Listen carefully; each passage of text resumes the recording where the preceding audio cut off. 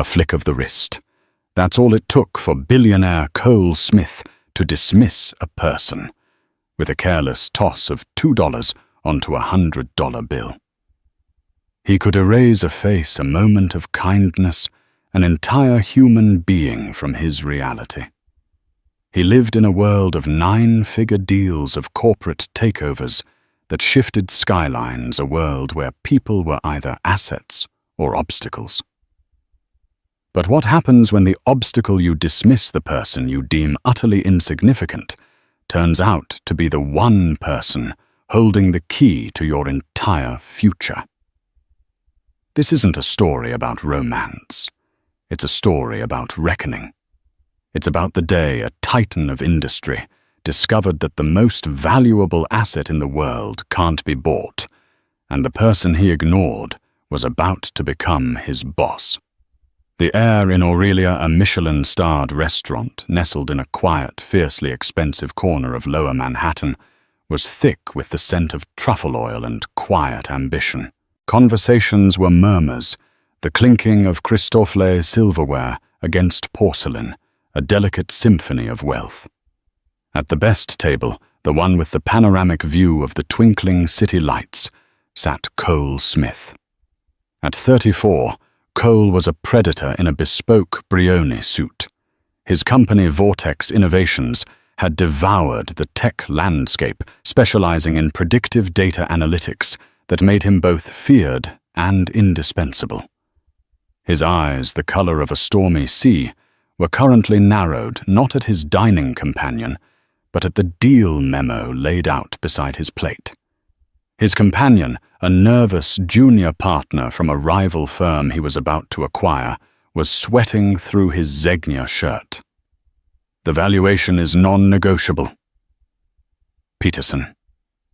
Cole said, his voice a low, smooth baritone that cut through the restaurant's polite hum. He didn't look up from the papers. My algorithm has run the numbers 37 different ways. This is the price. Take it, or I'll find someone who will by the time my dessert arrives. Their waitress approached the table with the fluid, unobtrusive grace of someone who had mastered the art of being invisible. Her name was Natalie. She had a calm, observant face, and her simple black uniform was immaculate. She moved with a quiet efficiency that Cole, had he bothered to notice, might have respected. "Excuse me, Mr. Smith," she said softly. "Your water." She refilled his glass from a crystal carafe. As she leaned in, her gaze flickered to the expensive fountain pen resting beside Cole's hand. It was a Mont Blanc, a gift to himself after his first billion. A tiny, almost imperceptible bead of black ink was pooling around the nib. He was about to pick it up to sign the preliminary agreement, a gesture of finality to crush Peterson's last hope of negotiation. Sir Natalie interrupted gently, just as his fingers brushed the pen. Cole's head snapped up, his eyes flashing with irritation. He hated interruptions. They were inefficiency snags in the smooth fabric of his control. "What is it?" He clipped his tone, making it clear she was less than a gnat buzzing at his ear. She didn't flinch. Instead, she offered a discreet, knowing smile. "Your pen," she said, her voice still a murmur. "It's leaking. It would be a shame to ruin such an important document." She gestured subtly to a small, elegant ballpoint pen she had produced from her apron pocket. "May I offer you this, just in case?" For a split second, Cole was thrown. He saw the smudge of ink on the tablecloth where the nib had rested. He saw Peterson's eyes widen slightly in surprise. The waitress had just saved him from a moment of embarrassing messiness, a small crack in his armor of perfection. She had been absurd, proactive, and thoughtful. Any other man might have offered a word of thanks, a nod of appreciation. Cole Smith was not any other man. He stared at her for a cold, dismissive second, his brain processing her not as a person, but as a function. The function preventing a minor inconvenience had been performed. He snatched the cheap ballpoint from her hand, without a word turning back to the documents. He signed his name with a flourish, the sharp, angular script, a testament to his unyielding nature. Peterson, defeated, mumbled his assent. The deal was done. Natalie quietly retrieved the leaking Mont Blanc, placing it on a clean napkin to prevent further damage. She refilled their waters again and ished as silently as she had appeared. When the bill came, Cole didn't even look at it. He pulled a crisp $100 bill and 2 crumpled $1 bills from his wallet and dropped them into the leather folder. A $2 tip on a $500 meal. It wasn't an oversight. It was a message. A message that her service, her kindness, her very existence was worth less than the lint in his pocket. He hadn't just ignored her. He had quantified her insignificance. He pushed his chair back, the legs, scraping softly on the polished oak, and walked out of Aurelia without a backward glance, the woman who had helped him already forgotten. Cole's penthouse was less a home and more a statement. Occupying the entire top floor of a new, impossibly slender skyscraper on Park Avenue, its floor-to-ceiling windows offered a god's-eye view of Manhattan. The city sprawled below him, a glittering circuit board of light and power that he felt he could manipulate with the flick of a switch. The decor was minimalist, brutalist, even all polished concrete, blackened steel, and vast empty spaces. It was the home of a man who valued function over comfort and power over sentiment. He stood before the window swirling a glass of Macallan 50, the amber liquid catching the city lights.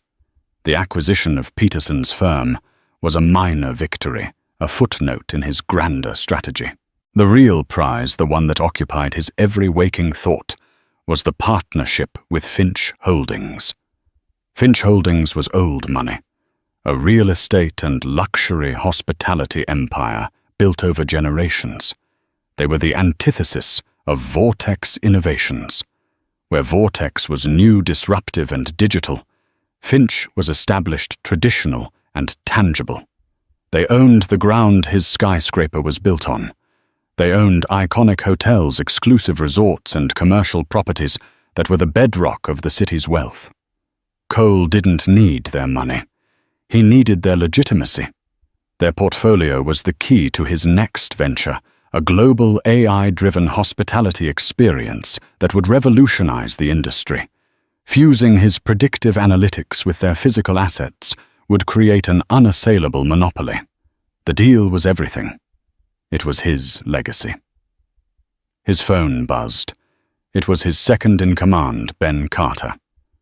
Ben was older, calmer, the necessary ballast to Cole's soaring, often reckless ambition. "The Finch papers are ready."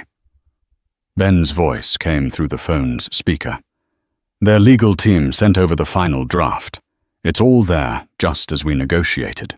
The 50-50 split the board seats, the operational control for Vortex, on the tech side." Any surprises, Cole asked, his eyes still fixed on the city below.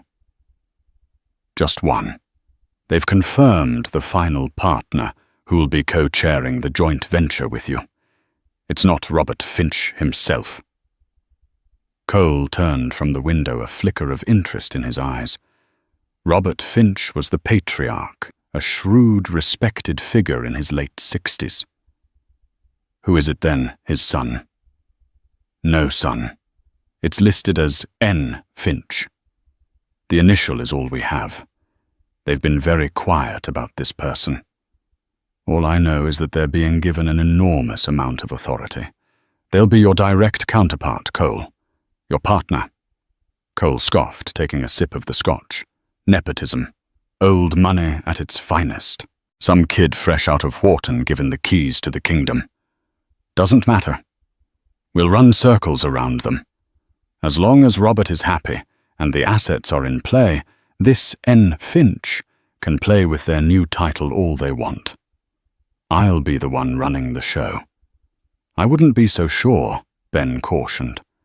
The Finches don't do anything without a reason.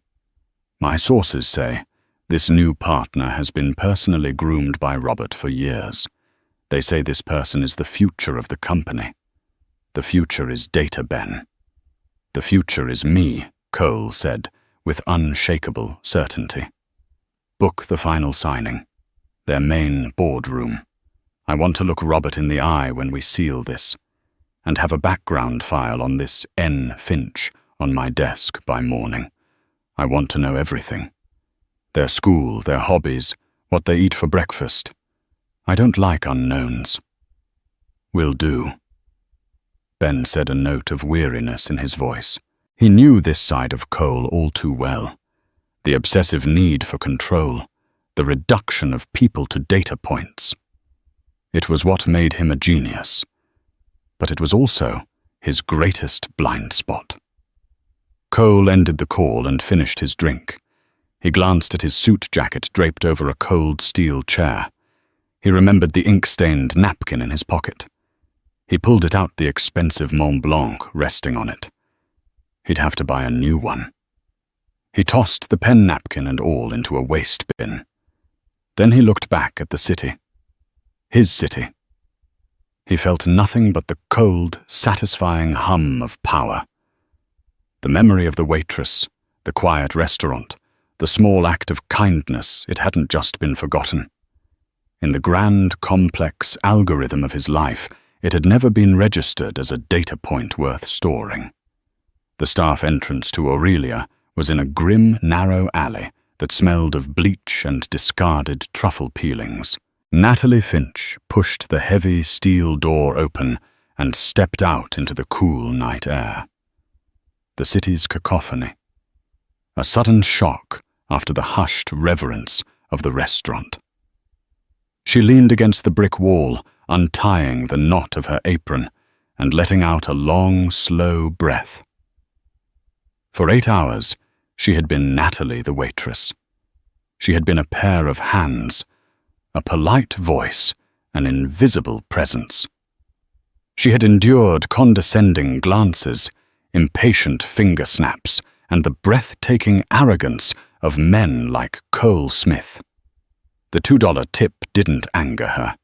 It fascinated her. It was such a clear, concise statement of his character. He hadn't tipped out of malice. He had tipped out of a complete and utter lack of consideration. To him, she was not a person who had performed a service well, but a function that was no longer required. She walked a few blocks, the city lights painting stripes across the pavement, before turning into a private underground garage. The attendant, a cheerful man named George, tipped his hat. "Evening, Ms. Finch." "Evening, George," she replied warmly. "How's your daughter's recital practice going? She's a natural, Ms. Finch." "Thanks for asking." Natalie smiled and walked to her car. It wasn't a flashy Ferrari or a stately Rolls-Royce. It was a sleek, dark grey Audi A8, a car that spoke of quiet confidence, not screaming wealth. She slid into the leather seat, the scent of the restaurant clinging to her clothes, and pulled out her phone. She dialed her father. "How was the front line tonight, sweetheart?" Robert Finch's voice was warm, a comforting rumble. Natalie laughed, a genuine musical sound. Enlightening as always. "I think our new reservation system is causing a bottleneck at the host stand, and the sommeliers are definitely pushing the Chateau Margaux a little too hard. We can optimize. That's my girl.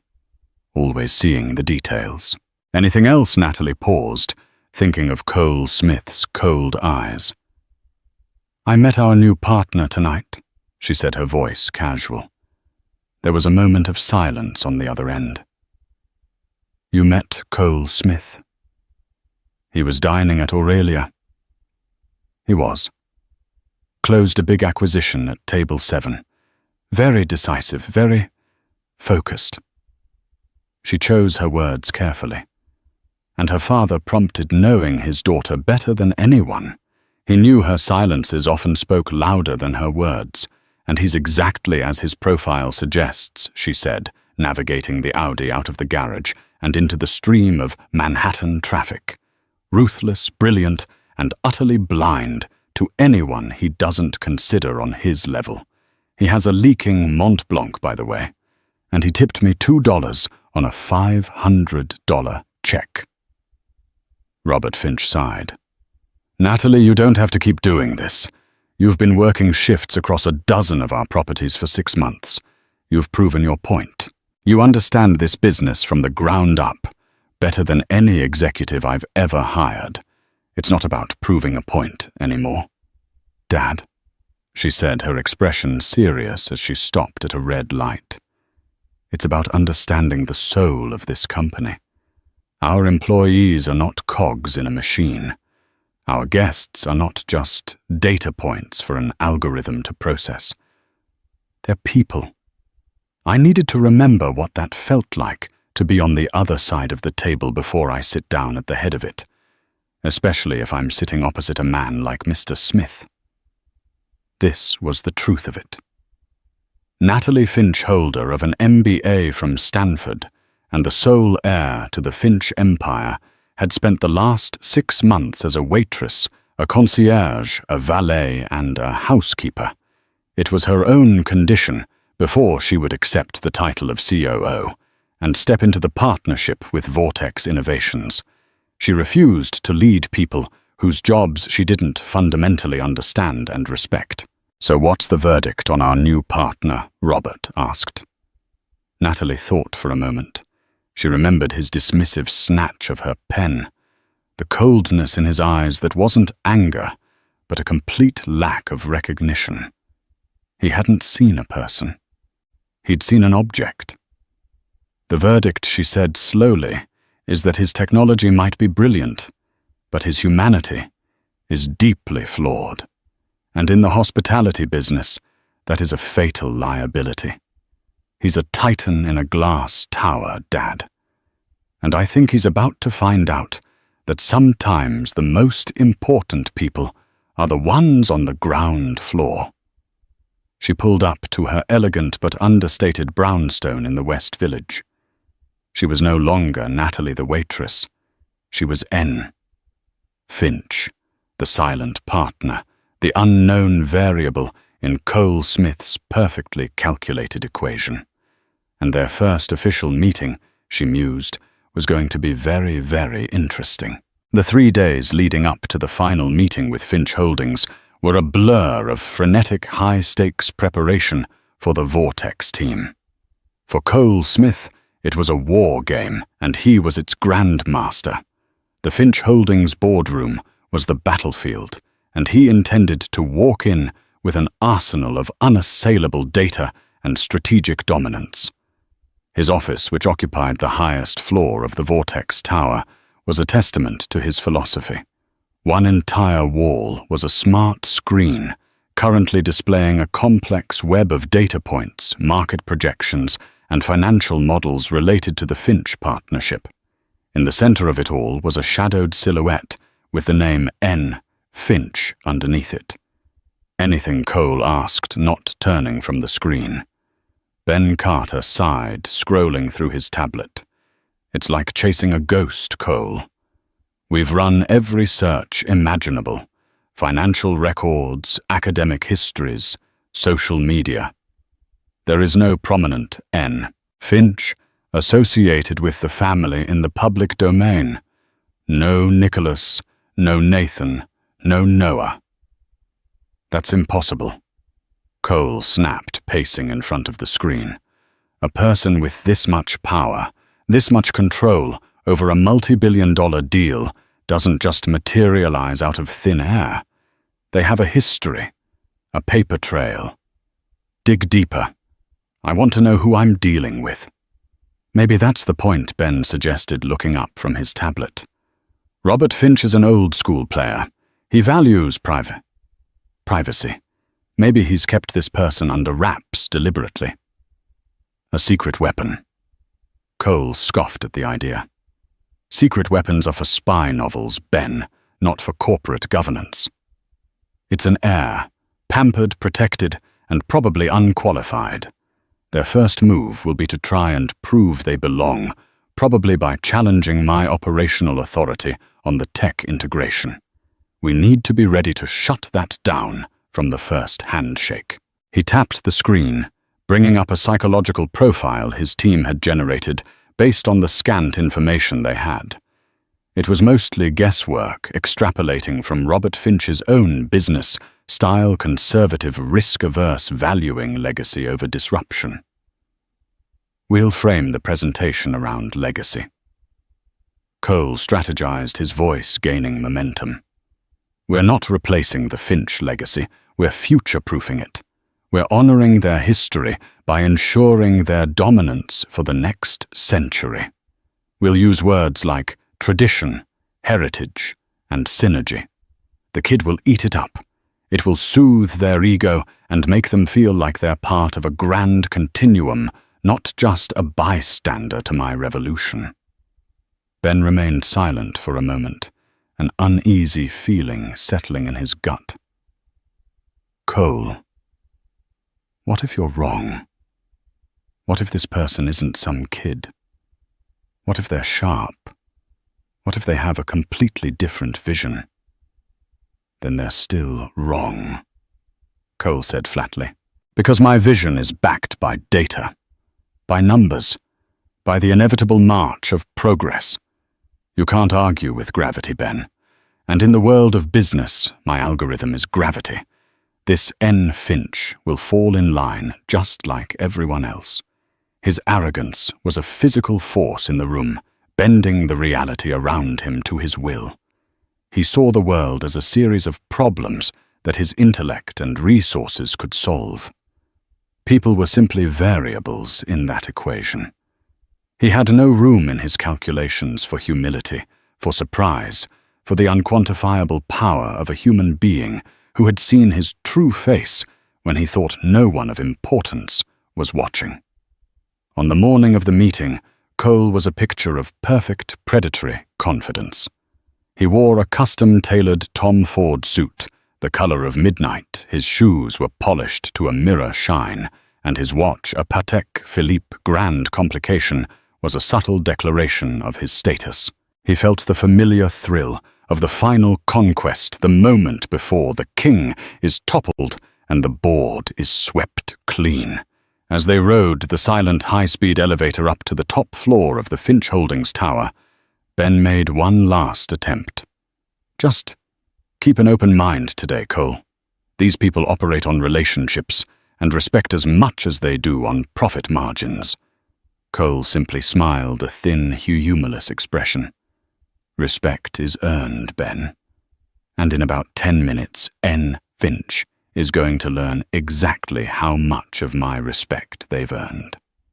He stepped out of the elevator into the opulent wood-paneled lobby of the executive floor. A receptionist led them toward a pair of massive oak doors. Cole could feel the thrum of victory in his veins. He was about to meet the ghost in the machine, the final insignificant variable. He was about to put a name to the shadow on his screen, and then promptly put them in their place. The doors swung open. The Finch Holdings boardroom was designed to inspire awe. It was a cathedral of commerce, with a 30-foot-long mahogany table polished to a liquid sheen, and a single vast window that looked down on Central Park. The room smelled of old leather lemon oil, and most potently power. At the far end of the table stood Robert Finch.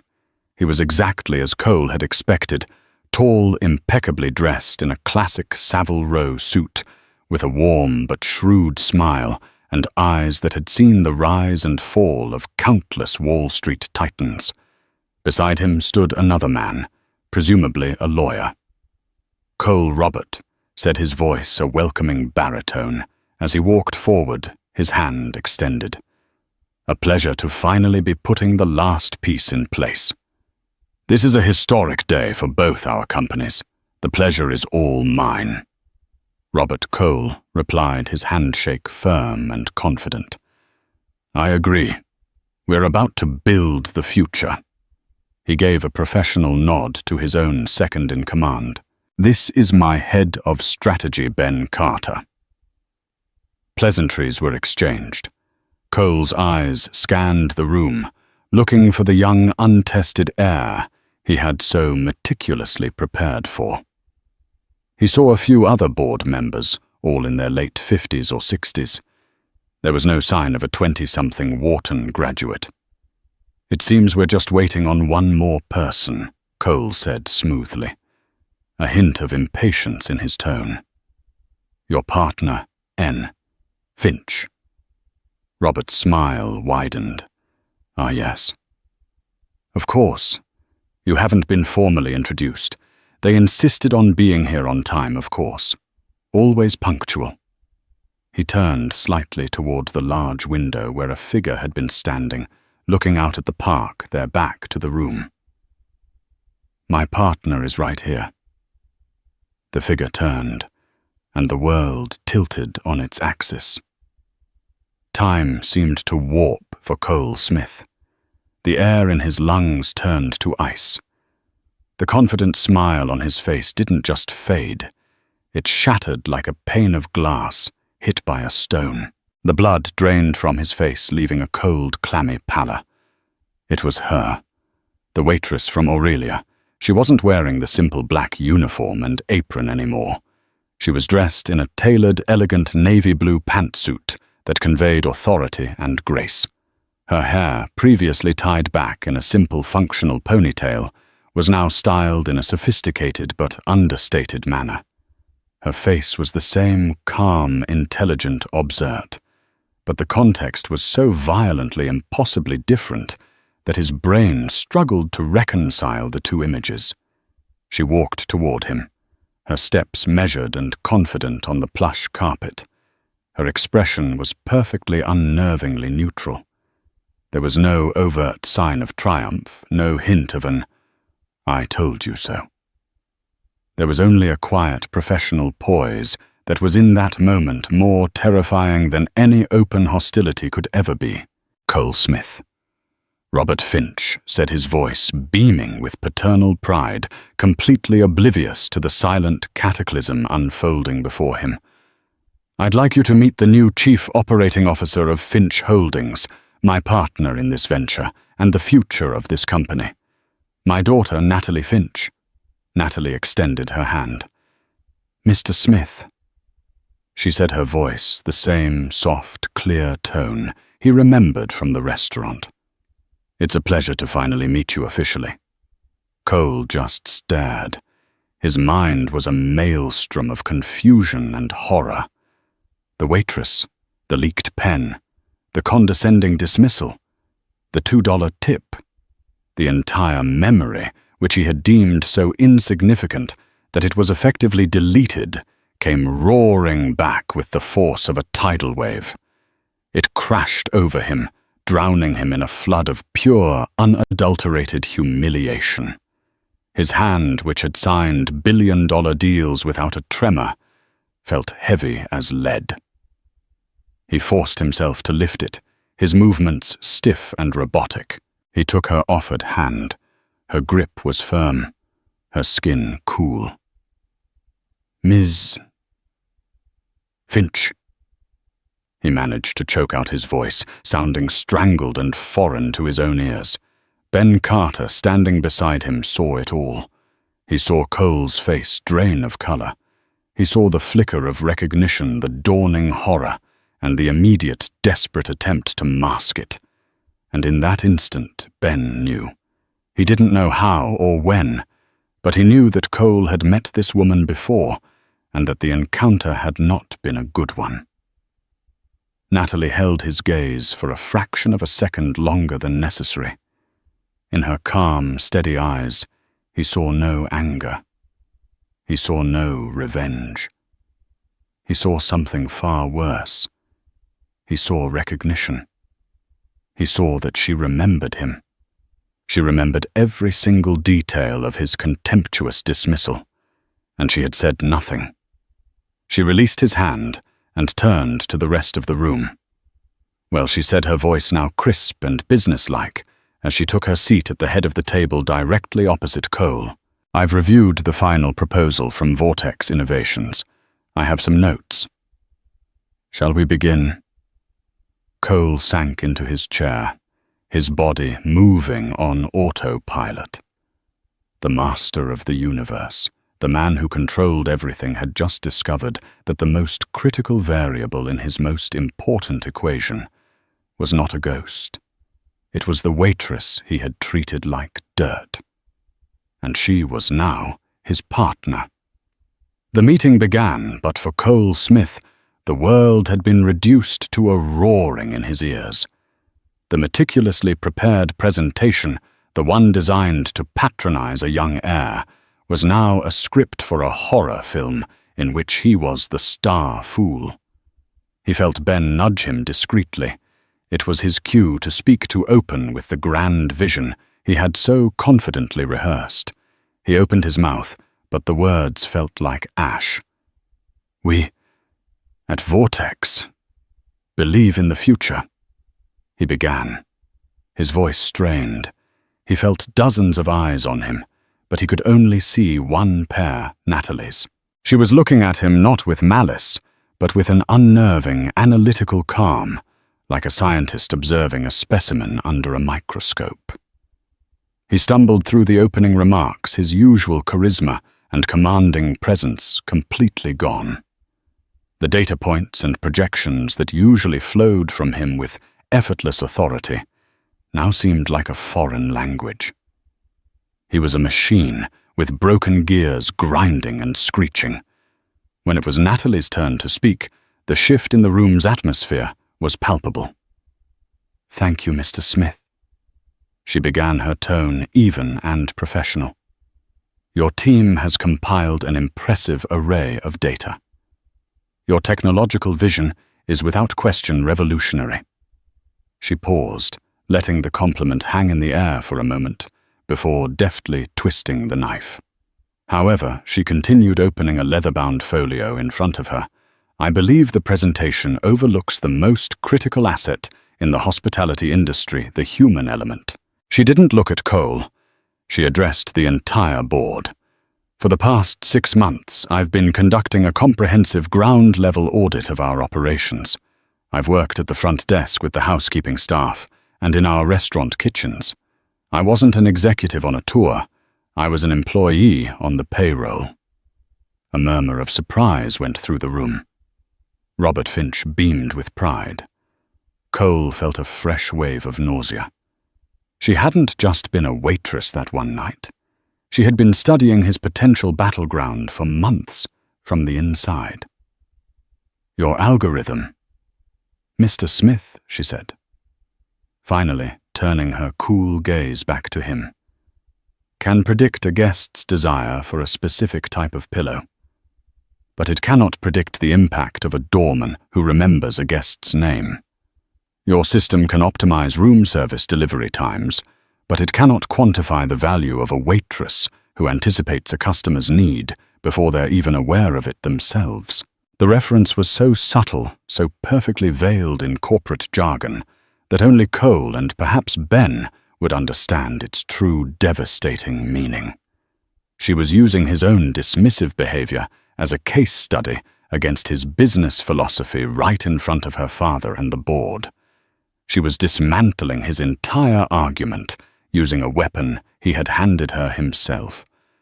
She went on for 20 minutes, dissecting their proposal with surgical precision. She spoke of employee morale, of customer loyalty, built on personal connection, of the intangible magic that made a Finch hotel more than just a collection of rooms. She wasn't rejecting his technology. She was demanding it serve a higher purpose than mere efficiency. She was demanding it serve people.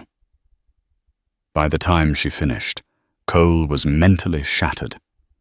She had not only exposed the flaw in his strategy, but she had done so by demonstrating a far deeper understanding of her own business than he could ever hope to achieve with his data. She wasn't the pampered heir. She was the master. He was the amateur. The meeting concluded with an agreement to reevaluate the human-centric integration points of the proposal. It was a polite corporate phrase for, "Your plan is not good enough. Go back and do it again. But this time, do it right."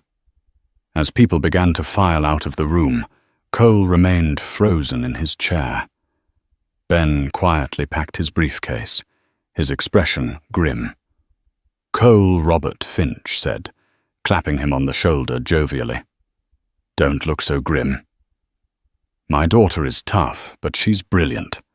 She'll make this partnership stronger than we ever imagined." Cole could only manage a tight, forced smile. Once they were alone in the elevator, descending from the heavens of the boardroom, back to the real world, the silence was thick and heavy. "You met her before," Ben stated. It wasn't a question. Cole didn't answer. He just stared at his reflection in the polished steel doors. But he didn't see his own face. He saw a waitress, a leaking pen, and 2 crumpled dollar bills. Finally, he spoke, his voice a low, ragged whisper. "Get me everything you have on her. The real file, not the ghost story." "I already am," Ben said softly. "But Cole, I don't think a data file is going to help you with this. This isn't a business problem anymore." Cole's hands clenched into fists at his sides. For the first time in his professional life, he had lost control. Completely. The power had shifted so suddenly and so absolutely that he was still reeling from the vertigo. He had built his empire on the belief that he could see everything, predict everything, and he had been brought to his knees by the one person he had refused to see at all. 2 days later, Cole sat in his stark, silent office, staring at the file on his screen. This time it wasn't a shadow. It was Natalie Finch in full, brilliant color. Stanford MBA, summa cum laude. Authored a groundbreaking thesis on sustainable hospitality. Fluent in 3 languages. Philanthropist. And for the past 6 months, a meticulously documented journey through the lowest-paying jobs in her father's empire. The file painted a picture of a woman who was the polar opposite of him, someone who sought to understand the world from the bottom up, not command it from the top down. His humiliation had cooled into a hard, dense knot of something he wasn't familiar with: introspection. His entire worldview had been predicated on a simple, brutal hierarchy. You were either powerful and worthy of his attention, or you were not. Natalie Finch had proven that his system of measurement was not just flawed, it was idiotic. He had misjudged the most important business partner of his life based on the uniform she was wearing. The thought was so galling, so fundamentally embarrassing, that it eclipsed the potential damage to the deal. This was a wound to his ego, to the very pool of his identity. He knew what he had to do. An email wouldn't suffice. A phone call was too cowardly. He picked up his phone and called her assistant. He didn't demand a meeting. He requested one. The shift in his own language felt strange, like wearing an ill-fitting suit. She agreed to see him. Not in a boardroom, not in a restaurant, but at a small, neutral cafe in the West Village, not far from her home. When he arrived, she was already there, sitting at a small table with a cup of tea. She was dressed in simple jeans and a sweater, looking more like a graduate student than a COO.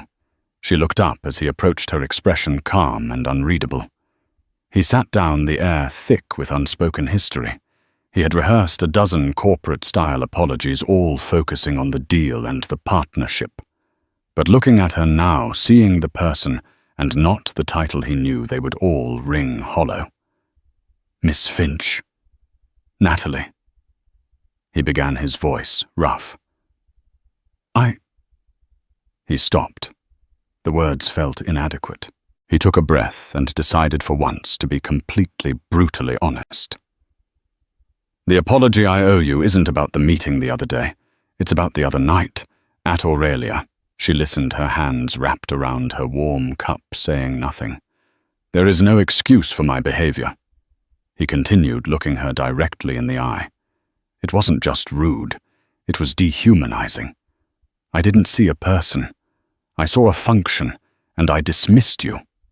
It was arrogant, it was contemptible, and it was a profound failure on my part, both personally and professionally. He expected a flicker of satisfaction from her, a moment of victory. He got none. She simply nodded slowly, considering his words. Do you know why I was really working there? Mr. Smith, she finally asked, her voice quiet.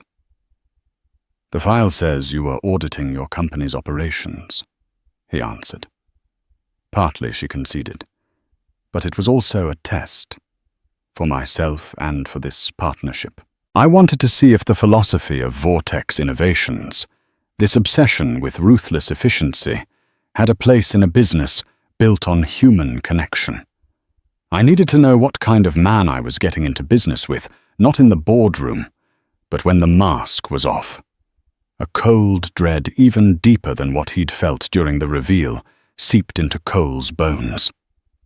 My experience as your waitress that night, she said, her gaze unwavering, told me everything I needed to know. It showed me a man who believes that a person's worth is tied to their perceived status.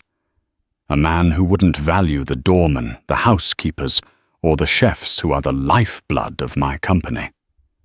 And based on that interaction, I wrote a formal recommendation to my father and the board to terminate the partnership agreement. Cole felt the floor drop out from under him. The deal he had considered a done thing had been dead before it even began. He had personally sabotaged his own legacy.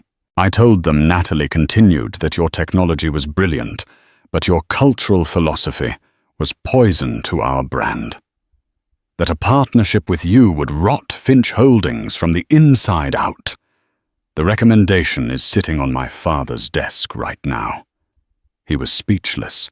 He had come here to apologize for a personal failing, not realizing it had nearly cost him everything. So why am I here? He finally managed to ask, his voice barely a whisper. Why take this meeting? Because she said, leaning forward slightly. What you did in the boardroom was interesting. You were humiliated, you were exposed, and you didn't lash out, you didn't get defensive, you fell apart. That showed me something. It showed me there might be a crack in the armor. It showed me there might be a man inside the algorithm. My father believes in second chances. I am willing to consider one. She leaned back. The offer, the lifeline, hung in the air between them. But it came with a price, and it wasn't monetary. The deal, as you proposed it, is dead, she stated plainly. If we are to move forward, it will be on new terms, a new philosophy. We will draft a new charter for the joint venture, one that puts employee welfare and customer dignity on the same level as profit. We will build your technology around our people, not the other way around. And you will have to learn our business, not from a spreadsheet, but from the ground up. She took a sip of her tea. I want you to spend 1 week, not as Cole Smith, the billionaire, but as an anonymous trainee. You will work one day as a bellhop, one day with housekeeping, and one day as a waiter in the very restaurant where we first met. You will wear the uniform, and you will learn the names of the people you have until now considered invisible. It was an audacious, almost insulting proposal, to ask a man of his stature to perform manual labor. To become one of the nameless, faceless people he had built his career on ignoring. His old self, the man from a week ago, would have laughed in her face and walked away. But that man had been shattered. Cole looked at Natalie, at this woman who had so completely and thoroughly outplayed him, who had stripped him of his arrogance and was now offering him not just a business deal, but a chance at redemption. He saw the strength in her, the integrity and the profound wisdom of her perspective. He thought of his empty penthouse, his life of sterile transactions, and the absolute humiliation of being so powerful, yet so incredibly blind. Slowly, deliberately, he nodded. "Okay," he said, his voice firm for the first time that day. "When do I start?" A small, genuine smile finally touched Natalie Finch's lips. "Your uniform will be ready on Monday." The real partnership had just begun. Monday morning arrived, not with the familiar sterile chime of Cole's smart home assistant, but with the jarring blare of a simple alarm clock set for 5:00 a.m. In the sprawling silence of his penthouse, Cole stood before his walk-in closet, a cavern of bespoke suits and designer labels. He ignored them all. Lying on his bed was a simple package that had been delivered the night before. Inside was a crisp polyester uniform, the dark maroon blazer and black trousers of a Finch Grand Hotel bellhop. The fabric felt coarse and foreign against his skin, a world away from the soft Italian wool he was used to. It was a costume for a different life, and as he put it on, he felt the stripping away of his own identity.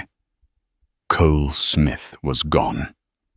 Today he was just Cole the trainee. His first day was a masterclass in controlled chaos. The hotel lobby was a whirlwind of activity, and his supervisor a stern, wiry man named Hector, who had been working there for 30 years, moved through it like a conductor. Hector's instructions were sharp, fast, and unforgiving. Trainee cart on the right, never the left. Spine straight. Smile, but don't show your teeth so much you're not a shark. Hector barked, not even looking at him. Cole, who could command a boardroom of 100 people with a single glance, found himself clumsy and inept. The luggage cart seemed to have a mind of its own, bumping into gilded columns and expensive suitcases. His first big task was assisting a wealthy family checking out. The father, a man in a flashy watch who reminded Cole painfully of his former self, barked orders and treated him as if he were part of the furniture. "Careful with that one, it's alligator," the man snapped, pointing to a suitcase that cost more than Hector's yearly salary. As Cole loaded the bags, the man's young son dropped a sticky lollipop on the polished marble floor. "Clean that up," the man said to Cole, without a hint of apology, before turning back to his phone. The old Cole would have incinerated the man with a glare. The new Cole, the trainee, simply found a cloth, knelt, and wiped the sticky mess from the floor, the heat of shame rising in his cheeks. For the first time he felt the sting of casual, thoughtless condescension from the other side. It was a surprisingly sharp pain. But later that day, he helped an elderly woman with her single worn suitcase. She was nervous, telling him it was her first time in a big city. He took his time, pointed out the features of her room, and showed her how to work the television. She pressed a $5 bill into his hand, her wrinkled fingers warm against his. "Thank you, young man." "You've been so very kind," she said, her smile genuine. That simple, heartfelt gratitude hit him with more force than closing a 9-figure deal. It was real. It was human. His day with housekeeping was even more humbling. He was paired with a woman named Maria, a mother of 3, who worked 2 jobs to put her oldest through college. She taught him the precise, almost ritualistic art of making a bed with perfect hospital corners, of cleaning a bathroom, until every surface gleamed, of leaving a room so pristine it felt like no one had ever been there before. The work was physically grueling. By noon, his back ached, and his hands were raw from the cleaning chemicals. He saw the sheer, relentless effort that went into creating the effortless luxury he had always taken for granted. While they cleaned, Maria talked. She spoke of her children, of her pride in her work, of the little community she had with the other housekeepers. "We are a family here," she said, smoothing a pillowcase. "We look out for each other. We see everything. We know who the kind guests are and who the messy, angry ones are. A room tells you a lot about a person." Cole thought of the hundreds of hotel rooms he had stayed in over the years, the casual mess he'd left behind, without a second thought, never once considering the person who would come in to clean it all up. He wasn't just an executive in a uniform anymore. He was a witness to the invisible engine of human effort that made his world possible. The final trial was his shift as a waiter back at Aurelia. The familiar scent of truffle and ambition was now mingled with the smell of stress and burnt butter from the kitchen. The restaurant manager, a precise and demanding man named Julian, ran the floor like a military operation. Cole was on drink duty, and his hands, accustomed to the weight of a Mont Blanc pen, fumbled with the delicate stems of wine glasses. He spilled a tray of water, earning a sharp rebuke from Julian that made him feel 2 inches tall. Then he saw her. Natalie. She was seated at a discreet table in the corner, not dining, but observing. Her presence wasn't a threat. It was a silent question. Are you learning his defining moment came when he was assigned to a table of 4 tech investors' men exactly like his old friends. They were loud, arrogant, and dismissive. They snapped their fingers to get his attention. They complained about the temperature of the wine. They barely made eye contact, seeing him not as a person, but as a function exactly as he had once seen Natalie. He felt every slight, every condescending tone, every impatient sigh. He gritted his teeth, kept his composure, and served them with a quiet professionalism that was born not of training, but of a new, deeply personal empathy. At the end of the week, exhausted, sore, and profoundly changed, he didn't go back to his penthouse. He went to the Finch Holdings tower. He wasn't wearing a bellhop uniform or a waiter's apron. He wasn't wearing a Tom Ford suit either. He was in simple slacks and a button-down shirt. He felt for the first time like himself. He found Natalie in her office reviewing architectural plans. She looked up, her expression neutral. "I'm done," he said, and she asked simply. He didn't offer a simple apology. Instead, he put a folder on her desk. "Hector in Bell Services needs a new ergonomic luggage cart system. The current ones are causing back problems for the senior staff. Maria and the housekeeping team on the 14th floor have a faulty supply elevator adding 20 minutes to their room clearing time. And the point-of-sale system Julian uses at Aurelia is outdated. A software upgrade would reduce order errors by 30% and significantly lower staff stress during the dinner rush." He paused, taking a breath. "I came to you a week ago to talk about a partnership built on data. But I was missing the most important data points, the human ones. I'm ready to talk about that now." Natalie looked from the folder back to his face. She saw the exhaustion in his eyes, but she also saw a light that wasn't there before, a humility, an awareness. The arrogance was gone, replaced by a quiet, hard-earned strength. She stood up and extended her hand. "Welcome to the team, Cole," she said, and this time the smile that reached her eyes was warm and genuine. They signed the new partnership agreement the next day. It was a document that fused Vortex's powerful analytics with a new unbreakable charter of employee dignity and customer respect. As Cole added his signature using a simple, reliable ballpoint pen, he knew he wasn't just signing a business deal. He was signing a treaty with a better version of himself, a man who had learned that to truly reach the top, you first have to understand the view from the ground floor. In the end, Cole Smith's greatest lesson didn't come from a stock market win or a corporate takeover. It came from the weight of a luggage cart, the ache in his feet after a 12-hour shift, and the simple, profound act of looking a person in the eye and saying thank you. He learned that true value isn't found in a bank statement, but in the dignity of a job well done, and that respect is the only currency that truly matters. The partnership between Vortex and Finch didn't just become successful, it became revolutionary, blending cutting-edge technology with a deep, newfound humanity. Cole never looked at a service worker the same way again, because he had been one. He remembered their names because he finally understood that everyone has one. If this story of humility and second chances resonated with you, and you believe that kindness is a strength, not a weakness, please take a moment to hit that like button. Share this video with someone who might need to hear it, and if you haven't already, please subscribe to the channel for more stories that explore the complexities of the human heart. Your support means the world to us. Thank you for listening.